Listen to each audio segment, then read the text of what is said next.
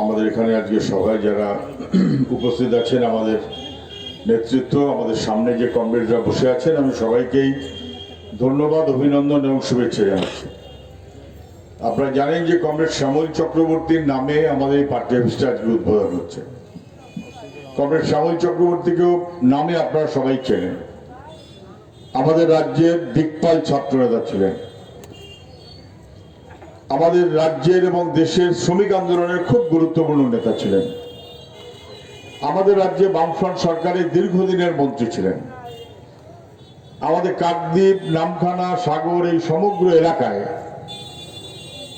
Comrade Shyamalda বিশেষ উৎসাহ দেখিয়ে, বিশেষত আমাদের এখানকার যে মানুষের বিপদ, কৃষিজীবী মানুষ যেভাবে কৃষিকাজ হারাচ্ছেন, কৃষি শ্রমিক থেকে শ্রমিকে পরিণত হচ্ছেন, মৎস্যজীবী বা মৎস্য শ্রমিক বিশেষ করে তাদের যে অতিরিক্ত সংকট, কিভাবে সেগুলোকে সমাধান করা যাবে এই সহ বহুবিধ বিষয়ে কমরেড শ্যামলদা এখানে বারে বারে এসেছেন, আপনারা জানেন। এবং সেই কারণে এটা খুব যথার্থ হয়েছে যে আজকে অক্ষয়নগরের মুখে আমাদের এই পার্টি অফিস, এটা কমরেড শ্যামল চক্রবর্তীর নামাঙ্কিত কাকদ্বীপে, এটা খুব যথার্থ হয়েছে আজকে তার উদ্বোধন। আমি অনেক কথার মধ্যে যাব না, আপনারা কেউ আমার চেয়ে কম জানেন না কি দুর্বিষহ অবস্থা মানুষের, আমার চাইতে আপনারা কেউ কম জানেন না।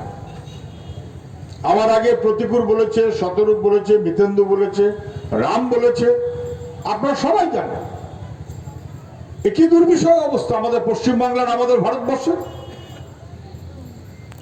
অনেক লড়াইয়ের পর আমাদের ভারতবর্ষের স্বাধীনতা ৭৩ বছর পর হয়ে গেল। কি এমন কারণটা হচ্ছে যে দেশ একটা সরকার রয়েছে, বিশেষ করে রাজ্যে গত কয়েকটা বছর ধরে তৃণমূলের সরকার যা কথা দিয়েছিল, যা কথা বলেছিল, তার ১০০ মিথ্যে, একটা সত্যি কথা সরকার বলতে পারে না। আমি একাধিকবার মুখ্যমন্ত্রী মমতা ব্যানার্জিকে বলেছি, আপনি তো একজন মহিলা, আমাদের সমাজে ধরে নেওয়া হয় মানুষ সত্যি কথা বলবে, বিশেষ করে মহিলারা খুব একটা মিথ্যে কথা বলবে না। আপনি একজন মহিলা, এত মিথ্যে কথা সারা জীবন ধরে কি করে আপনি বলেন? একটা সত্যি কথা বলতে পারলেন না। ভোটের আগে জায়গা বললেন, ভোটের পরে ঠিক উল্টো বদলা বদল সর্বনাশ করে দিলেন। কে সিপিএম এর সমর্থক? ধরো পেটো, পার্টি অফিস দখল করো, মিথ্যার মামলা দাও, সিপিএম না প্রতিবাদী আটকাও। এমনকি তৃণমূলের যারা জোট সঙ্গী ছিল, কংগ্রেস তৃণমূলের জোট সঙ্গী ছিল, আমাদের মনে আছে সবার ২০১১ সালের নির্বাচনে, তাদেরকে পর্যন্ত একই রকম ভাবে বাম, গণতান্ত্রিক, ধর্মনিরপেক্ষ সমগ্র শক্তি, আমি একা মমতা ব্যানার্জি, আমার খুশিতে রাজ্য চলবে, আমার খুশি মতন করে পশ্চিমবাংলাকে চালাতে হবে। কিসের রাজত্ব চলছে? কেন রাজত্ব চলবে? আমরা সেই কারণে বারে বারে বলেছি, বরং পশ্চিমবাংলার মানুষের খাদ্য, কৃষি, অর্থনীতি মানুষের হবে, নিজের পায়ের উপর দাঁড়াবে। যুবক, কৃষকের কাজের অধিকার, জমিতে অধিকার না, উইদাউট করে দিচ্ছে। সমাজীয় মানুষের অধিকার কেড়ে নিচ্ছে। যুবক লেখাপড়া করেছে, গ্রামের কৃষক সেই বাড়ির ছেলে, বিশেষ করে কাকদ্বীপ, নামখানা, পাথর প্রতিমা এলাকাতে প্রচুর শিক্ষিত ছেলে মেয়ে আছে, লেখাপড়া করেছে, পাস করেছে। বাবা মা কষ্ট মষ্ট করে ছেলেটাকে লেখাপড়া শিখিয়েছে। ছেলেটা আইএ পাস করেছে, বিএ পাস করেছে, এমএ পাস করেছে। জানা বোধহয় প্রাইমারি টেট বন্ধ, দুর্নীতি। আবার প্রাইমারি 7 বছর ধরে নিয়োগ নেই। স্কুল সার্ভিস কমিশনের চাকরি উঠে গেল। পাবলিক সার্ভিস কমিশন পরীক্ষা নেই, বন্ধ। লুট, দুর্নীতি, ঘুষ। যতদিন পশ্চিমবাংলায় বামফ্রন্ট ছিল সবাই জানতো প্রতি বছর প্রাইমারির মাস্টারি হবে, সেকেন্ডারি মাস্টারি হবে, কনস্টেবলের চাকরি হবে, পাবলিক সার্ভিস কমিশনের চাকরি হবে। আর গত 10 বছর ধরে কোন চাকরির বন্দোবস্ত নেই। লুট আর লুটের টাকা। তারপরে যতটুকু আছে কন্ট্রাকচুয়াল, পুলিশের মতো কাজ করবে কিন্তু নাম সিভিক পুলিশ, পুলিশের মতো কাজ করবে কিন্তু মাইনে পাবে ৫-৭ হাজার টাকা। মুখ্যমন্ত্রী খুশি হলে একটু টাকা বাড়িয়ে দেবে, মুখ্যমন্ত্রী খুশি না হলে টাকা কমিয়ে দেবে। ভিক্ষাবৃত্তির উপর দাঁড় করা, ভিক্ষাবৃত্তির উপর দাঁড় করা। মানুষ নিজের পায়ের উপর দাঁড়াবে। আমার প্রতাপাদিত্য ছেলেই হোক অথবা আমাদের নারায়ণপুরের ছেলেই হোক, লেখাপড়া শিখেছে, সে তার নিজের ক্ষমতা নিজের কর্তৃত্বে লেখাপড়া শিখে কাজ করতে চায়। ওরা সেই কাজের সুযোগ দেবে না, সেই কাজের সুযোগটাকে ওরা 12টা বাজিয়ে দিচ্ছে। এটা কখনো চলে না, এটা কখনো চলতে পারে না। কি দেখছি আমরা? ইমাম ভাতা মানে ডাকি, ইমাম ভাতা মানে ডাকি। আগে ইমাম ভাতা না, পুরোহিত ভাতা। কোন পুরোহিত সরকারের কাছে দাবি করেছিল যে আমি পুরোহিত পদে আমাকে ভাতা দাও? আমরা কি বলেছিলাম? আমরা বলেছিলাম ভাতা পাবে গরিব মানুষ, বেকার যুবক তার বেকার ভাতা বন্ধ হয়ে গেছে। বেকার যুবকের বেকার ভাতা বন্ধ, সে বেকার ভাতা পাবে না। সরকার চালু করলে এমপ্লয়মেন্ট ব্যাংক, জানেন আপনারা, যুবশ্রী বন্ধ, নতুন করে যুবশ্রী দেওয়া হচ্ছে না। ছোটখাটো কলকারখানা মানে স্মল ইন্ডাস্ট্রিজ, সরকারি লোন এবং তার বন্দোবস্ত দিল্লি সরকার রাজ্য সরকার সব মিলিয়ে যে স্কিম গুলো ছিল পিএমইজিপি ক্রমশ কমে যাচ্ছে। জানে কোথায়? কৃষক ফসলের দাম পায় না, শ্রমিক তার কাজ নেই, কলকারখানা বন্ধ, লেখাপড়া যারা ছেলে মেয়ে তাদের কাজ নেই। যে হারে পশ্চিমবাংলায় শিল্পের বিকাশ হচ্ছিল, যে হারে আগের পরে, শুধু হলদিয়া পেট্রোকেমিক্যাল না, হলদিয়া পেট্রোকেমিক্যাল, সল্টলেক ইলেকট্রনিক্স, খড়গপুরের শিল্প, রঘুনাথপুর 4-5 মিলিয়ে গড়ে উঠছিল। Auto hub, Singur, chemical hub. গোটা পশ্চিম বাংলার যুব সমাজের দিকে তাকিয়ে বামফ্রন্ট যখন ভবিষ্যতের পরিকল্পনা করছে, 12টা বাজিয়ে দিল। তখন একটা প্রচার হচ্ছিল সিঙ্গুর ভেঙে দিয়ে একটা সম্পূর্ণ না, কৃষকের স্বার্থ দেখবো। কি কৃষকের স্বার্থ হলো বলুন তো? ধান চাষ করলো না, করলো সর্ষে চাষ। সর্ষের বীজ নাকি মুখ্যমন্ত্রী ছড়িয়ে দিলেন। সিঙ্গুরে ফসল ফললো নাকি ধান। এ বুঝুন, এমন একটা সরকার যারা সর্ষে চাষ করলে ধান তৈরি হয়, এমন একটা সরকার পশ্চিম বাংলায় চাষ করছে না কৃষক। একেবারে গোড়া থেকে তৈরি হওয়া কারখানা ধ্বংস, বুলডোজার। পৃথিবীর ইতিহাসে কেউ দেখাতে পারবেন যারা সরকার নতুন কারখানা তৈরি করা ছেড়ে দিন, তৈরি করতে পারলো না, বরং তৈরি করা কারখানাটাকে ভেঙে গুড়িয়ে দিল? কাকে ভাঙলো? কারখানাটাকে না, আমাদের রাজ্যের যুব সমাজের স্বপ্নকে। আর যুব সমাজের স্বপ্নকে ভাঙছে বলেই মানুষকে চাপের মধ্যে রাখতে হবে। অতএব চাপ, মিথ্যা মামলা, জবরদস্তি। আর ইতিমধ্যে যে কথাটা সরকার এতদিন ধরে বলছিল, আস্তে আস্তে সেই কথাগুলো বন্ধ হয়ে গেল। আমি মুখ্যমন্ত্রীকে দুটো ব্যাপারে এখনো চ্যালেঞ্জ করছি, আজও চ্যালেঞ্জ করছি। এক, মাননীয় মুখ্যমন্ত্রী, বড় বড় করে হোর্ডিং থাকতো, 8 ফুট, 10 ফুট, 15 ফুট, 20 ফুট, কার পয়সা কেউ জানে না, লুটের টাকা। মমতা ব্যানার্জির ছবি তলায় লেখা সততার প্রতীক। আমি চ্যালেঞ্জ করছি মুখ্যমন্ত্রীকে, হিম্মত থাকলে নিজের ছবি দিয়ে তলায় সততার প্রতীক লিখে আপনি দেখান। বাংলার মানুষ ওই ছবি ছিঁড়ে ফেলে দেবে। সততার প্রতীক লেখার হিম্মত আজকে আপনার নেই। আর চ্যালেঞ্জ করছি, আমরা মুখোমুখি হতে রাজি আছি। যত নির্বাচিত লোক আছে, এমএলএ হোক, এমপি হোক, পঞ্চায়েতের মেম্বার হোক, মিউনিসিপ্যালিটির কমিশনার হোক, আর বাকি সবের মধ্যে গেলাম না। 2011 সালে কার কি সম্পত্তি ছিল, 2011 পর এই 10 বছরে সম্পত্তি কার কত বাড়লো, মুখ্যমন্ত্রীকে বিধানসভার মধ্যে এবং বাইরে একাধিকবার চ্যালেঞ্জ করেছি যে আপনি মুখ্যমন্ত্রী, আপনার কি হিম্মত আছে, আপনি কি চ্যালেঞ্জ গ্রহণ করবেন যে সমগ্র নির্বাচিত জনপ্রতিনিধিদের সম্পদের তুলনামূলক 2011 আর 2020 চিত্র আপনি প্রকাশ করতে পারবেন? এই জীবনে মুখ্যমন্ত্রীর দ্বারা তা হবে না, কারণ তাহলে পিসি ভাইপোর ওই যে প্লটের পর প্লট হরিশ চ্যাটার্জি স্ট্রিট আর কালীঘাট স্ট্রিট, সেখানে ধরা পড়ে যাবে। কার পয়সা? কোথা থেকে টাকা আসছে? কোথা থেকে সমস্ত লুঠের টাকা জমছে? দেখতে পাচ্ছি না আমরা? মানুষ বিপদে, লকডাউন, খাওয়া জুটছে না, তার মধ্যে আরেক বিপদ, লুট। লুট কে কে টাকা দেবে? কোথায় তার তালিকা? স্বীকার করলেন, বললেন আমি টানিয়ে দেবো বিডিও অফিসে। বিডিও অফিসে টানিয়ে দিলেন না, ওয়েবসাইটে দিলেন না। কেন দিলেন না? তৃণমূলের নেতারাও জানে না কোন নেতার নামে তার চাইতে বড় নেতা টাকা তুলে নিয়ে চলে গেছে, এমনকি তৃণমূলের কর্মীরা পর্যন্ত জানেন না। তাদেরকে পর্যন্ত বেইজ্জত করবার বন্দোবস্ত করেছে এই সরকার। না বোঝার কোনো কারণ আছে? অজ গোপন হবে কেন? এ তো আপনার আমার ট্যাক্সের টাকা, মানুষের ট্যাক্সের টাকা ধরা পড়ে যাচ্ছে। লুট, দুর্নীতি, চোখরাঙানি, গাইজোয়ারি, ক্ষমতার দম্ভে চলছে। মাননীয়া, বন্ধ করুন। আমি তলায় তৃণমূলের সমর্থক কর্মীকে দায়ী করতে রাজি না।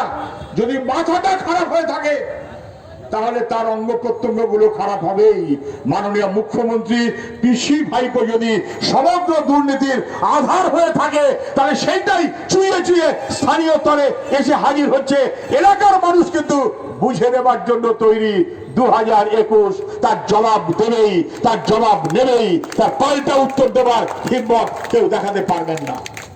আপনি ভাবছেন খুব খারাপ তৃণমূল, একটু বিজেপি বিজয়ী ভাব দেখাবেন, সর্বনাশ হয়ে যাবে, সর্বনাশ হয়ে যাবে। যাদের অপরাধের কারণে আপনি বিরক্ত, যারা তৃণমূলের হয়ে এতদিন ধরে অত্যাচার করেছে এবং লুট করেছে, না বুঝবার কোনো কারণ নেই।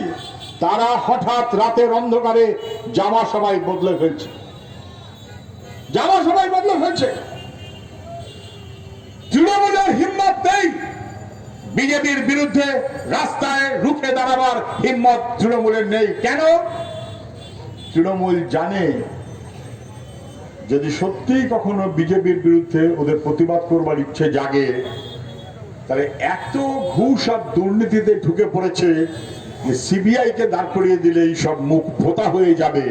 এটা ওরা বুঝতে পারছে। হিম্মত ওদের নেই। লড়াই করতে গেলে সততার হিম্মত লাগে। সেই সততার হিম্মত যাদের নেই, তারা সে লড়াই করতে পারবে না। আর আপনি দূরে বসে আছেন, আপনি ভাবছেন তৃণমূলকে ঠেকাতে হবে। কে ঠেকাবে? আচ্ছা বিজেপি। ভুল, ভুল। আচ্ছা ভেবে দেখুন, যদি সত্যি বিজেপি মনে করত যেরকম চান্স বিজেপি পেয়েছে, তৃণমূল না হলে বিজেপি এই চান্স পেত না। যতক্ষণ পশ্চিমবাংলায় তৃণমূল গাছহারা দিয়ে ওঠেনি, ততক্ষণ পর্যন্ত বিজেপি কিন্তু মাথা চাড়া দেওয়ার সুযোগ পায়নি। প্রতিকূল বলার সময় বলছিল, বাগানে যদি ঘাস বেশি জন্মায় পিছন পিছন গরু আসবেই। তৃণমূল থাকলে পিছন পিছন বিজেপি আসবেই। এটা না জানা কোনো কথা নাই, আমরা সবাই বুঝতে পারছি। কিন্তু বিজেপি কি ঠেকাবে? তৃণমূলকে ঠেকাতে চায় না। কেন ঠেকাতে চায় না? ভারতবর্ষে দিল্লির সরকারে বিজেপির সঙ্গে একসাথে সরকার করেছে তৃণমূল। পশ্চিমবাংলায় নির্বাচনে বিজেপিকে জায়গা মতো নিয়ে এসেছে ক্ষমতায় তৃণমূল। তৃণমূলের হাত ধরে বিজেপি পশ্চিমবাংলায় জায়গা পেয়েছে। সেই বিজেপি কি তৃণমূলকে সত্যি সত্যি লড়াইয়ে দেখতে চায়? না, দেখতে চায় না। যে দেখতে চাইতো কিচ্ছু করার দরকার ছিল না, অত টেলিভিশনে ভাষণের দরকার ছিল না, অত মিছিল মিডিয়া দরকার ছিল না। একটাই কাজ ছিল, সে কাজটা আমরা করে দিয়েছিলাম, যা বিজেপি গ্রহণ করতে চাইল না। সেটা কি? চিটফান্ড। সারদা, রোজ ভ্যালি, এমপিএস থেকে শুরু করে অ্যালকেমিস্ট, একের পর এক সর্বত্র গোটা রাজ্য। আমরা যখন বলছিলাম তৃণমূলের প্রশ্রয়ে চিটফান্ড বাড়ছে, মানুষ বিশ্বাস করতে চাননি। চিটফান্ডের লোকেরা তারা রোজ প্রচার করেছে মমতা ব্যানার্জিকে মুখ্যমন্ত্রী দেখতে হবে, মানুষ বিশ্বাস করতে চাননি আমাদের কথা। এমনকি কিষাণজিকে দিয়ে জঙ্গলমহলে যখন সব মিলিয়ে মানুষ খুনের যজ্ঞ চলছে, তখনও মানুষ বিশ্বাস করতে চাননি। কিষাণজি বলছিলেন মমতা ব্যানার্জিকে মুখ্যমন্ত্রী দেখতে চাই। মমতা ব্যানার্জিকে মুখ্যমন্ত্রী দেখতে চেয়েছিল চিটফান্ড, দেখতে চেয়েছিল আদিবাসী যারা খুন করেছে জঙ্গলমহলে তারা, দেখতে চেয়েছিল আরএসএস, দেখতে চেয়েছিল অতি ডান, দেখতে চেয়েছিল অতি বাম। সবাই মিলে মনে করছিল মমতা ব্যানার্জি এগিয়ে আসি। এখন কেউ কেউ বলছেন মমতা ব্যানার্জি ঘোরতর অন্যায় করছে, রুখতে হবে। পারবে? বামফ্রন্ট পারবে না। আমরা পারবো। তোমরা কারা? আমরা বিজেপি। না, পারবে না। কেন পারবে না? দুটো কারণে পারবে না। এক, যারা তৃণমূল দলটা তৈরি করেছে, যারা তৃণমূলের হয়ে মানুষের উপর অত্যাচার করেছে, যারা তৃণমূলের হয়ে দল বদল করিয়েছে, দল ভাঙার কাজ করিয়েছে, তারাই আজকে বিজেপির নেতা। মমতা ব্যানার্জির সবচাইতে ঘনিষ্ঠ তৃণমূলের যে নেতা, সে এখন বিজেপির নেতা। মমতা ব্যানার্জির সবচাইতে ঘনিষ্ঠ পুলিশের যে নেতা ভারতী ঘোষ, সে এখন বিজেপির নেতা। মমতা ব্যানার্জির সবচেয়ে ঘনিষ্ঠ ছাত্রদের নেতা শঙ্কুদেব পান্ডা, সে এখন বিজেপির নেতা। মমতা ব্যানার্জির সবচাইতে ঘনিষ্ঠ ব্যারাকপুরের যে নেতা অর্জুন সিং, সে এখন বিজেপির নেতা। সকালবেলা ছিল তৃণমূলের ঘরে, আজকে বিকেলে এসেছে বিজেপির ঘরে। এক বাড়ির দুটো ঘর, এক ঘরে বসে আছে তৃণমূল, এক ঘরে বসে আছে বিজেপি। পারস্পরিক ভাবে অন্যায়ের বিরোধিতা করার জন্য নয়, পারস্পরিক বন্ধুত্বের সম্পর্ক রেখে এই বন্দোবস্ত করার জন্য যাতে হয় তৃণমূল নয় বিজেপি, দুটোর একটা অংশ থাকে। কারণ দুটোই আলাদা ঘর, এক বাড়ি, মালিক এক। আরএসএস এর মালিকানায় হয় তৃণমূল চলবে নয় বিজেপি চলবে।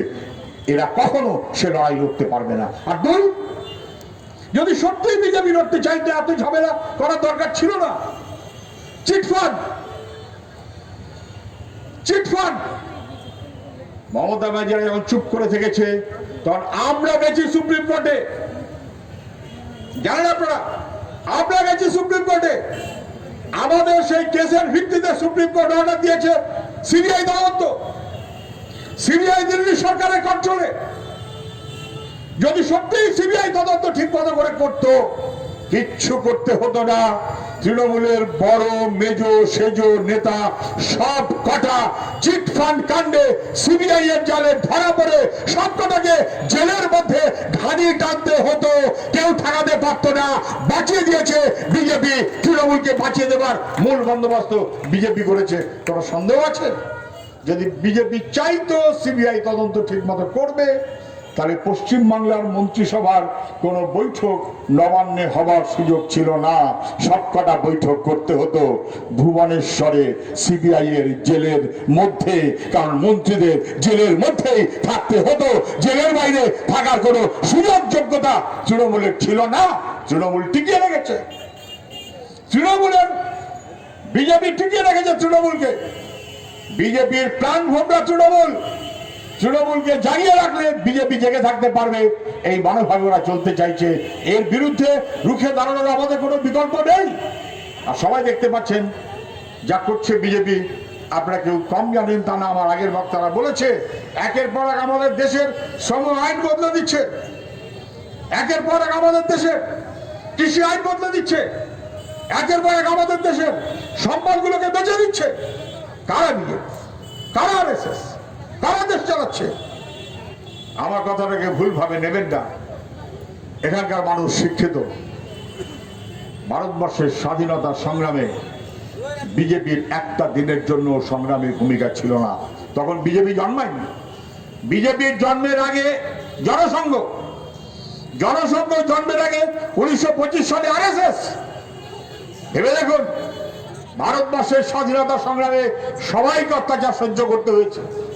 পুরনো কংগ্রেস স্বাধীনতা সংগ্রামে তারা জবরদস্ত অংশ নিয়েছে।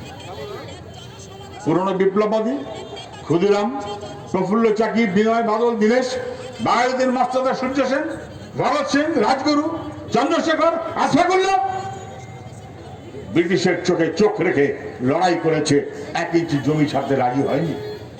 আর কমিউনিস্টরা সংগঠিত গণ আন্দোলন, কৃষকের সংগ্রাম, শ্রমিকের সংগ্রাম, গোটা দেশব্যাপী সেই সংগ্রামের বন্দোবস্ত করেছে কমিউনিস্টরা।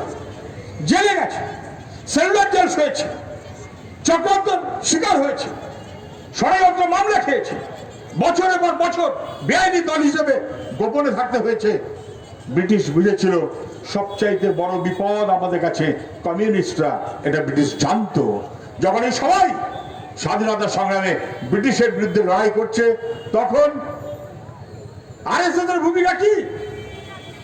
ভারতবর্ষের স্বাধীনতা সংগ্রামে আরএসএস একদিনের জন্য ব্রিটিশ বিরোধী সংগ্রাম পরিচালনা করেনি। একদিনের জন্য আরএসএস এর একজন নেতা কোনদিন ব্রিটিশ বিরোধী সংগ্রামের কারণে জেলে থাকতে হয়নি। ব্রিটিশের আমলে আরএসএস একটা দিনের জন্য বেআইনি দল ঘোষিত হয়নি। ভারতবর্ষের স্বাধীনতা সংগ্রামে আপনি বহু মানুষ পাবেন ফাঁসির দড়ি গলায় দিয়ে ঝুলেছে, হাসি মুখে মৃত্যুবরণ করেছে,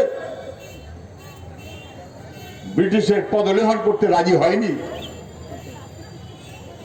আরএসএস এর পরের নেতা আরএসএস তৈরি হওয়ার আগে সাভারকার যখন জেলে গেছিলেন, ছবার, একবার না ছবার বলে মার্সি পিটিশন, প্রাণ ভিক্ষা, আমাকে ক্ষমা ভিক্ষা করে দাও, মুছে রেখে দিচ্ছি, আমি ব্রিটিশের বিরুদ্ধে কোনো লড়াইতে যাব না।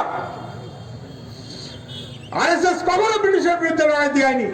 আপনি গোটা স্বাধীনতা সংগ্রামে অনেক লোক পাবেন যারা ফাঁসির দড়িতে ঝুলেছে, কিন্তু ইতিহাসের পাতা তন্ন তন্ন করে খুঁজেও একটা মোদি অথবা একটা সার নাম কেউ খুঁজে বার করতে পারবেন না যাকে ফাঁসির দড়িতে ঝুলতে হয়েছে ব্রিটিশ বিরোধী সংগ্রামের জন্য। এমন একটা মোদি আপনি পাবেন না, একটা শাহ আপনি পাবেন না। সেই মহিলার শাহ যারা স্বাধীনতা সংগ্রামের বিশ্বাসঘাতক, তারা আরএসএস এর নামে আজকে আমাদের ভারতবর্ষকে চালাতে চায়, দেশ চালাতে চায়। মানুষ বিরোধী, শ্রমিক বিরোধী, কৃষক বিরোধী, দেশ তৈরি করার জন্য না, দেশ বিক্রি করার শক্তি। তাই প্রতিদিন কাগজে দেখেন রেল বিক্রি হয়, প্লেন বিক্রি হয়, বন্দর বিক্রি হয়, সরকারি কোম্পানি, পাবলিক সেক্টর বিক্রি হয়। আর আমাদের বোধহয় চোখের সামনে জলজান্ত উদাহরণ বিএসএনএল, কার্যত তাকে আস্তে আস্তে বন্ধ করে দেওয়ার ব্যবস্থা হচ্ছে আদানি আর আম্বানিদের দিকে তাকিয়ে। ব্রিটিশ সময়ে আরএসএস কখনো ব্রিটিশ বিরোধী ভূমিকা নেয়নি, বিশ্বাসঘাতকতার ভূমিকা নিয়েছে। আজও মানুষের প্রতি সেই বিশ্বাসঘাতকতার ভূমিকায় আরএসএস, তার অংশীদার বিজেপি, তারা দেশ বিক্রি করতে চায়। দেশ বিক্রি করে কারা? জমি বিক্রি করে কারা? বাপ ঠাকুরদার সম্পত্তি বিক্রি করে কারা? কাকদ্বীপের যে মানুষটি নিজে কিছু করতে পারলো না, বাপ ঠাকুরদার সম্পদ বেচে, জমি বেচে রেসের মাঠে ঘোড়া খেলতে যায়, লোকে তাকে নোংরা লোক বলে, বাউডুলে লোক বলে। আমাদের ভারতবর্ষের সম্পদ বেচে ভারতবর্ষের মানুষের বিরুদ্ধে বিশ্বাসঘাতকতা করতে চায় যে আরএসএস, তার দোসর পশ্চিমবাংলায় টেনে এনেছে আরএসএস কে, তৃণমূল। এই দুই শক্তির বিরুদ্ধে রুখে দাঁড়ানো মানুষের জন্য, মানুষের প্রয়োজনে এর কোনো বিকল্প নেই। একমাত্র বিকল্প সবাই বুঝতে পারছেন, লাল ঝান্ডা। আমফানেই হোক আর কোভিড সংক্রমণেই হোক, মানুষের বিপদে মানুষের সঙ্গে কে? লাল ঝান্ডা। কমিউনিটি কিচেনে কে? লাল ঝান্ডা। শ্রমজীবী ক্যান্টিন কে? লাল ঝান্ডা। সাগর, নামখানা অথবা পাথরে নিয়ে যেতে হবে ত্রাণ, কে নিয়ে যাবে? ঝান্ডার সঙ্গে থাকার সঙ্গে না থাকুক, আমাদের লাল ঝান্ডার বন্ধুরা দল বেঁধে খাবার দাবার জোগাড় করে সহনাগরিকের পাশে এসে দাঁড়ায়, মানুষের পাশে লাল ঝান্ডায় থাকে।